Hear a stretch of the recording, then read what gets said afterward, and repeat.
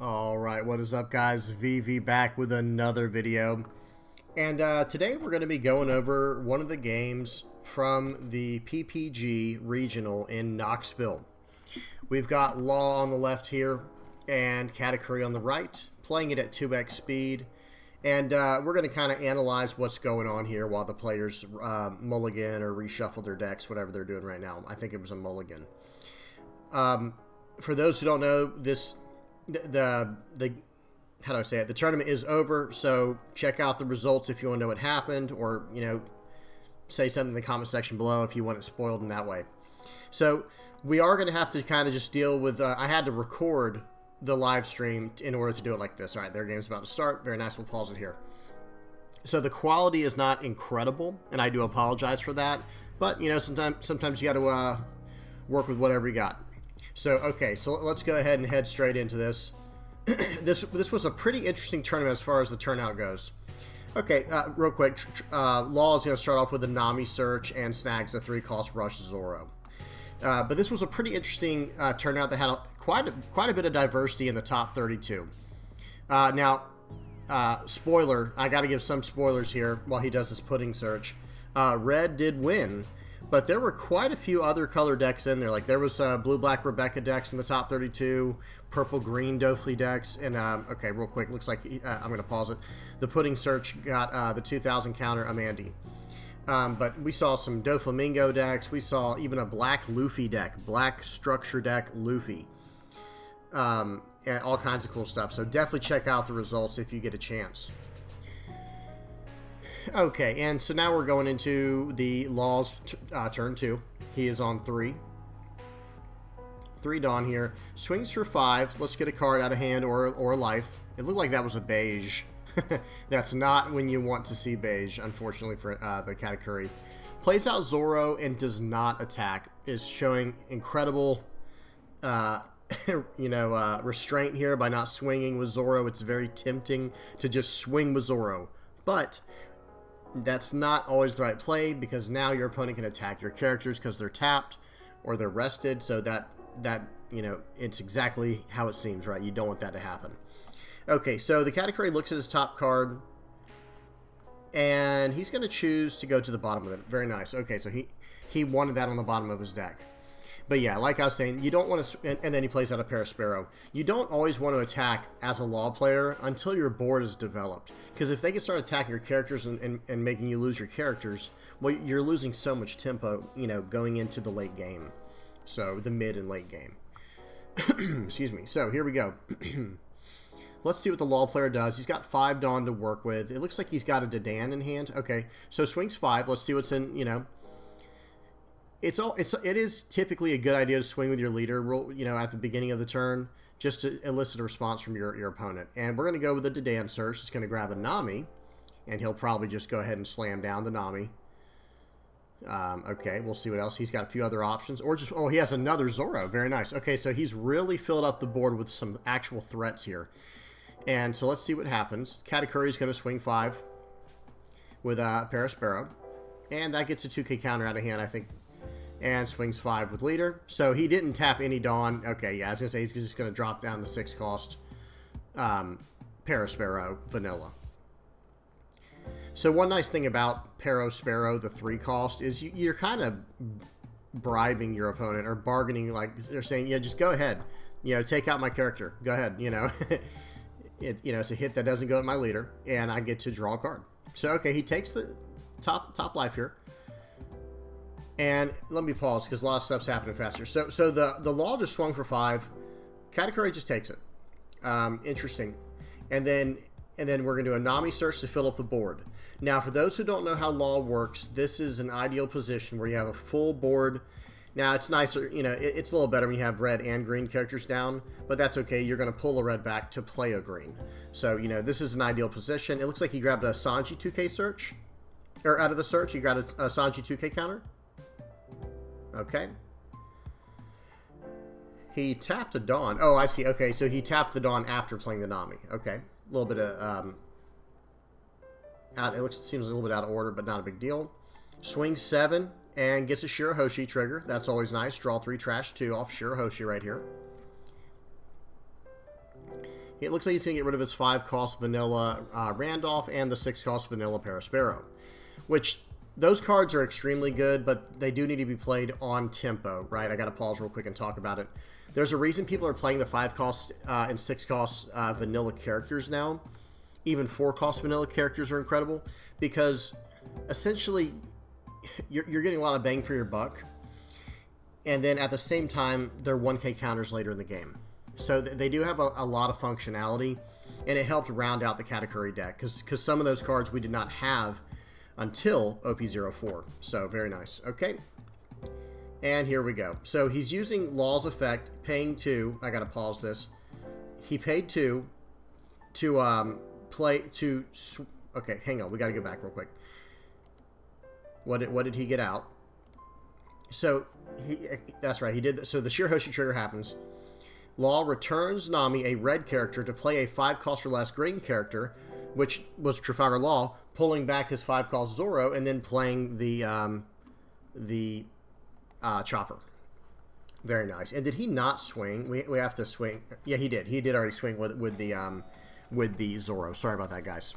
And it looks like he still has an attack to do with his leader. We'll see what happens here.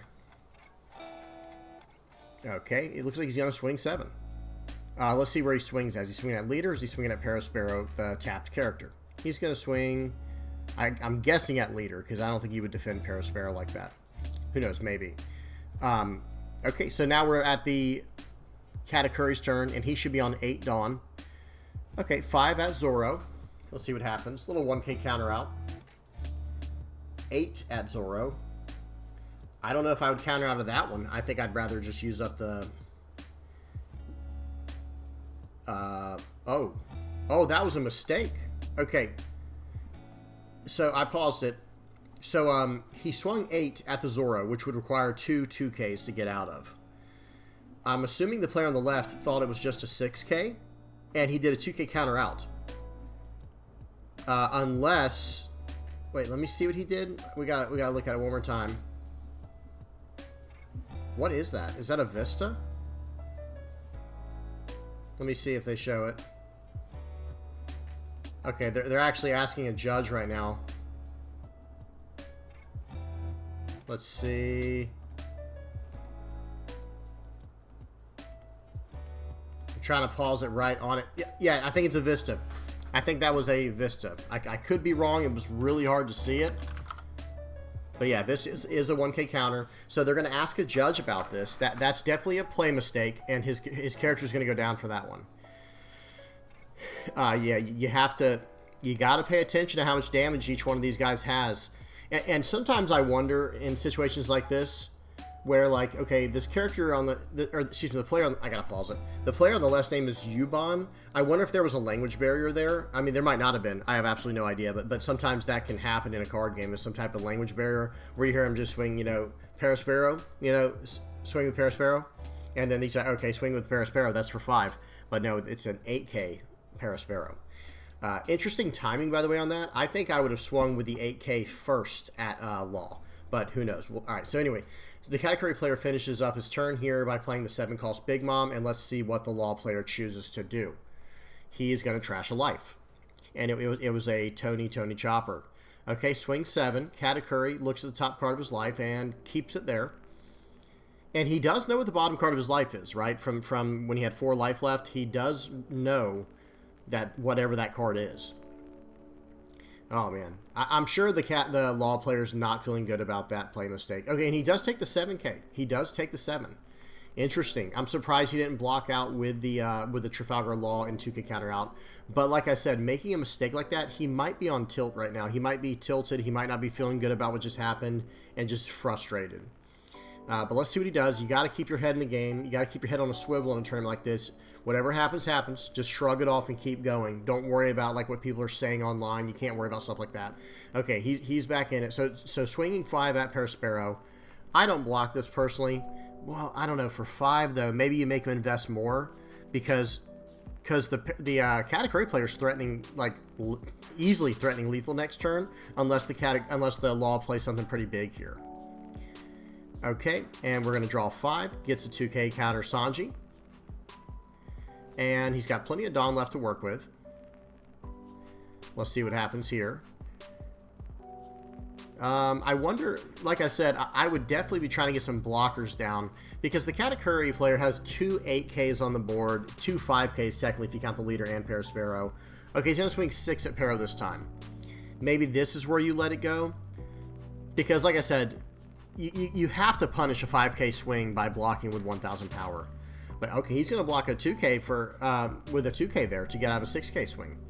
He's saying, listen, I know you're in trouble. Now he's coming in for 7. Okay, yeah, I would not block that one. So here we go. We'll do a search, and let's see what he gets. It looks like a San... Wow. I think it was a Big Mom and 2 Sanjis. So very nice. Picks up the Big Mom, the 10 cost Charlotte Lin. Excuse me. And, you know, okay, he's going to pay 2 and bounce back the... Whoa, okay, bounce back the Nami for a stand-up law. Stands up his law. He'll probably use it for a blocker now and pass the turn. I will say, a little pet peeve of mine, the way that this Law player taps his Dawn cards, it's a little frustrating to me. It's kind of all over the place. Excuse me. Not that matters. It's, you know, it's not like, oh, you can't do that. No, you know, as long as he's doing everything correctly. It's just, it seems like it's kind of chaotic. But, I don't know. Y'all tell me if I'm crazy or if y'all notice the same thing. The way he'll, like, tap Dawn in the middle of his Dawn cards. It's almost like, you know, a way to confuse your opponent. Because he's trying to make sure you're not cheating. You know what I mean? So anyway. So he's got 2 Dawn active. He does have 2 Dawn active. That could be threatening guard points, a Radical Beam, Punk Gibson, or even a Red Hawk. Because this is a red-green deck, right? So he has access to everything I just said. Or who knows, even Spiderweb, right? That's like a new card. But actually, I don't know if Spiderweb requires a certain leader. I'll look that up while they're figuring out what they're going to do. Okay. Excuse me. No, it does not. It does not require a certain leader keyword, at least not from what it says on onepiece-cardgame.dev. All right, so let's see what happens here. He's divvying up his Dawn here. He's got 3, 2, 4, and 1. Very interesting. Now, sometimes it's good to do that, especially when it's just totally in random piles, so your opponent starts trying to do math in their head, and it's like, well, no, I have no actual play line down. I'm just trying to confuse you. But sometimes players actually map out their turn. See, okay, so now he's picking up the cards again. Or his Dawn cards, that is. And let's see what happens here. Like, you kind of want to just slam down Charlotte Lin, right? I mean, I don't know. I need to know what else is in his hand. Okay, he just countered out there. He countered out of an 8K swing. And I think that was both Sanjis. So he's countered out 2 Sanjis for 9K to get out of the first 8K swing.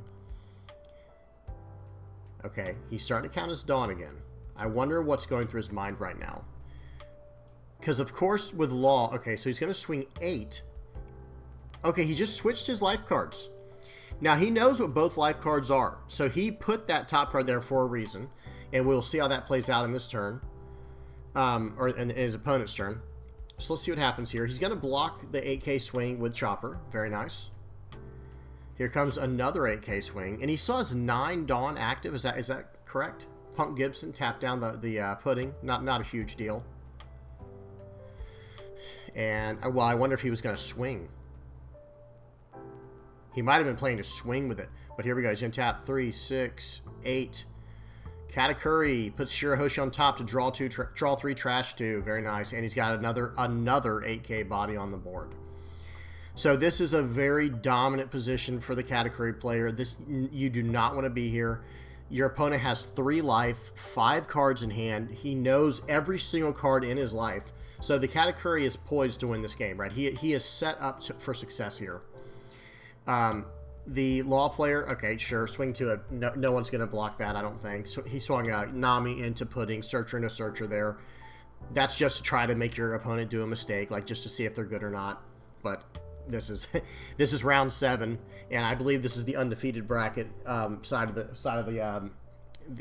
the tournament, so I don't think these guys are going to be making many mistakes at this point. Though we did see the Law player make a mistake earlier, so it does happen.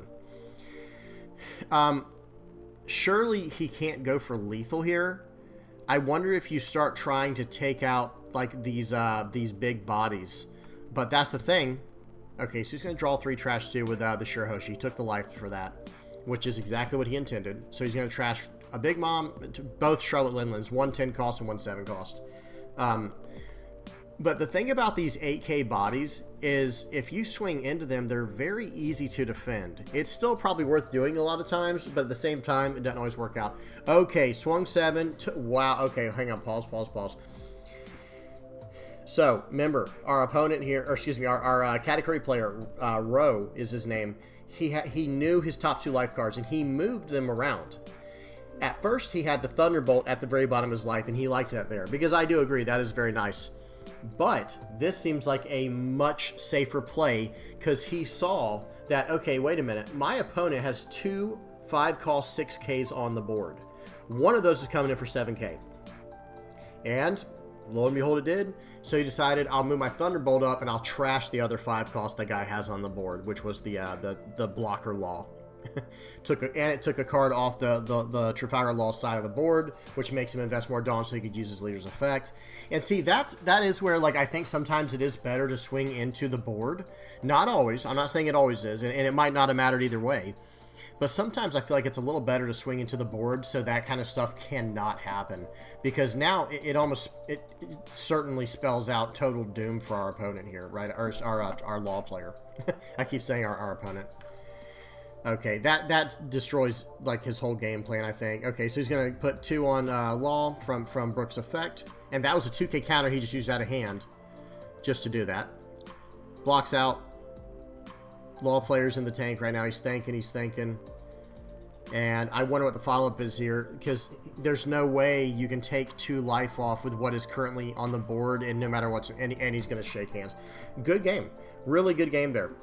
And he shows the top card was a 2K counter, Amandi. So that was really awesome. That was a really awesome game. And it seemed like the Katakuri was in dominant position.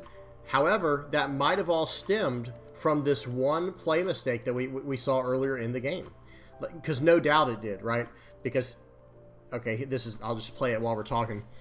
The play mistake was when he swung for 8 at the Katakuri player swung for 8 with his 6-cost Parasparrow at the Zoro, which is a 5K. So an 8K and a 5K requires 2 2K counters to get out of pretty smoothly. You know, two cards to get out of that, to keep the board presence and keep a strong card on the board. It was probably going to be worth it. But unfortunately, the Law player did some kind of miscalculation. It's round 7. He's probably exhausted. He's probably, mentally fatigued at this point. And here it is right here. So swings 8. And he tries to counter out real quick with what I think it was a, I think that's a Vista, but I can't tell by the glare. And he said, that's an 8K. And it's too late. You can't, since he had declared, like, it'd be one thing if he started laying down counters and then said, block with this. But instead, he just did a 1K counter real quick. And that was just a really unfortunate play mistake. And it's play mistakes like that will absolutely tilt you as a player. Like, you'll be on full tilt when that kind of stuff happens. And look at what the follow-up play is. Like, hey, now I'm going to make you choose. After I just frustrated you, or after you're frustrated now with that play, now I'm going to make you choose to lose a life or give me a life. It's just total mental destruction, right? Mind destruction. But either way, awesome, awesome game here. That was a really, really enjoyable game. Katakuri versus Law actually seems like a pretty close matchup. Like, it's pretty even. But at the same time, I wonder if Katakuri is a little bit favored or if Law is. You guys be sure to tell me in the comment section below. Well, all right, guys, I'm not going to ramble on for too much longer. Hope you guys enjoyed. You guys know I love commentating on these games. And, yeah, until next time, guys. Peace.